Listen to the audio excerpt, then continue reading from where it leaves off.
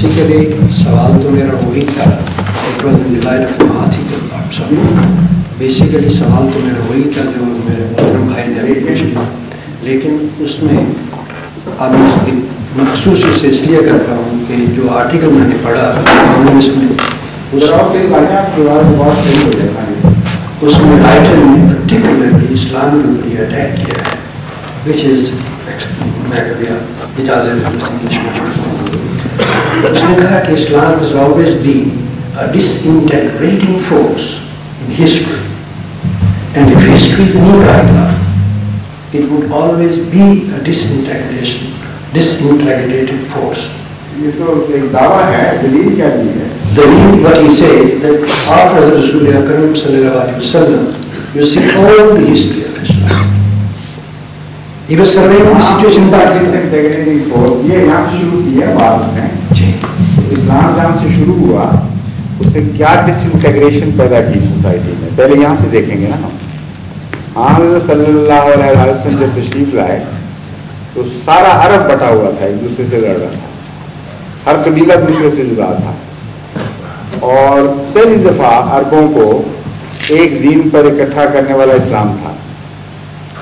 یہاں تک کہ جب حضرت صلی اللہ علیہ وسلم کے وصال کے بعد آپس میں اختلافات بھی ہوئے, تب بھی پہلی حالت سے سینکڑوں گنا زیادہ بہتر حالت پھر بھی باقی رہی.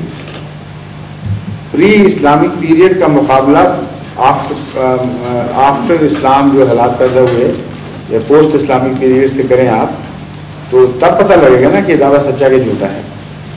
وہ ایک تصویر ایک ایسی فرضی بناتے, فرضی تو نہیں کہنا چاہیے مگر پرسپیکٹو کو چھوڑ کر بناتے ہیں جان کے دھوکہ دینے کے لیے. حضرت صلی اللہ علیہ وسلم کے بعد مسلمانوں میں آپس میں اختلاف ہوئے, لڑائیاں شروع ہوئیں. وہ وہاں سے بات شروع کرتے ہیں اور کہتے ہیں یہ دیکھو ڈس انٹیگریشن ہو گئی. وہاں سے بات کرنی چاہیے جب اسلام نہیں آیا تھا.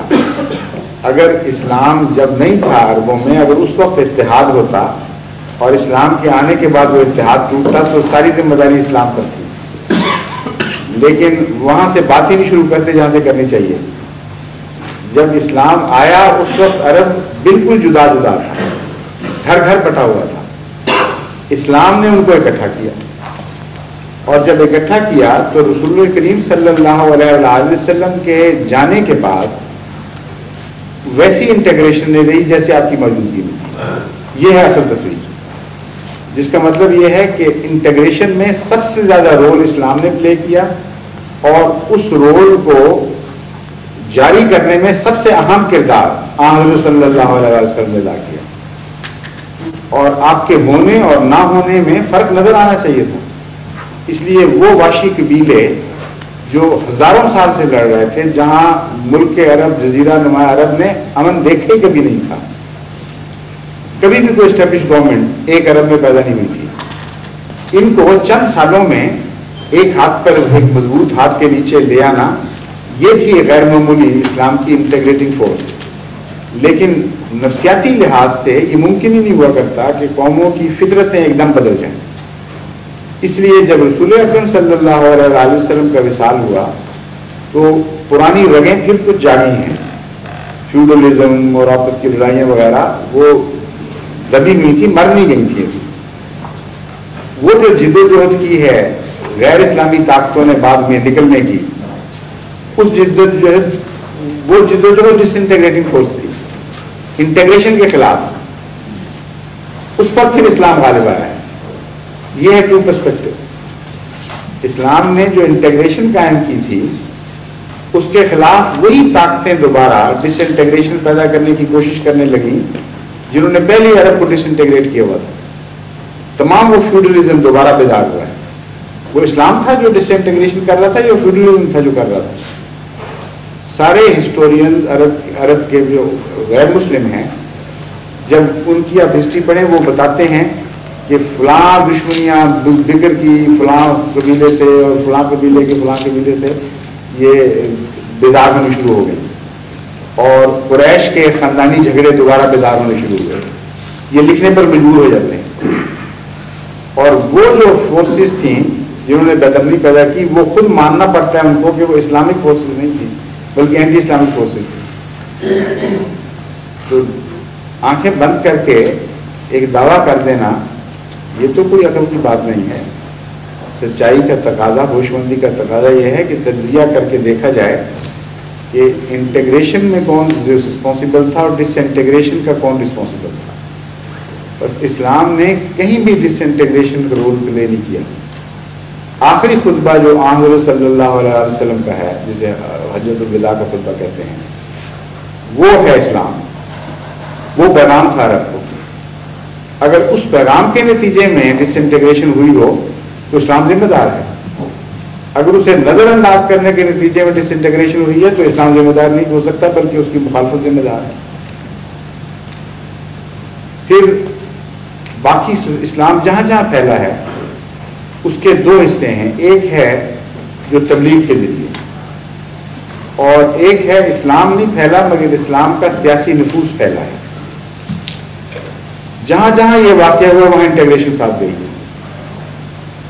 یہاں تک کہ وہ عیسائی ممالک جن پر اسلام کا ابتداء میں قبضہ ہوا، اسلام کی سیاست کا قبضہ ہوا اور ان کو زبردستی مسلمان نہیں بنایا گیا.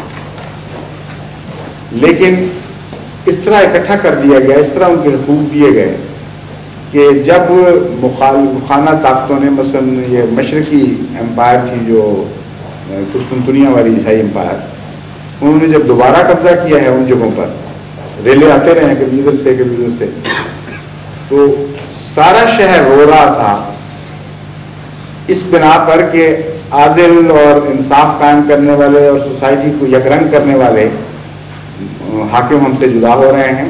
حالانکہ ان کے ہم مذہب آ رہے تھے اور ان کے بظاہر مذہب کے مخالف ان سے جدا ہو رہے تھے. تو اسلام نے ہر جگہ انٹیگریشن کا رول پلے کیا ہے.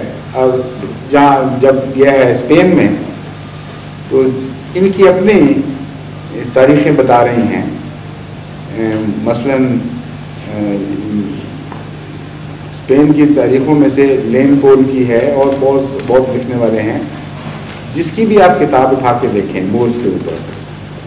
آغاز اس بات سے کرتے ہیں کہ اسلام آئے اس لیے تھا کہ اسپینش سوسائٹی اور اسپینش سیاست ڈس انٹیگریٹ ہو چکی، اور اسلام نے آ کر اس کو انٹیگریٹ کیا اور ایک مستحکم حکومت کی بنیاد ڈالی.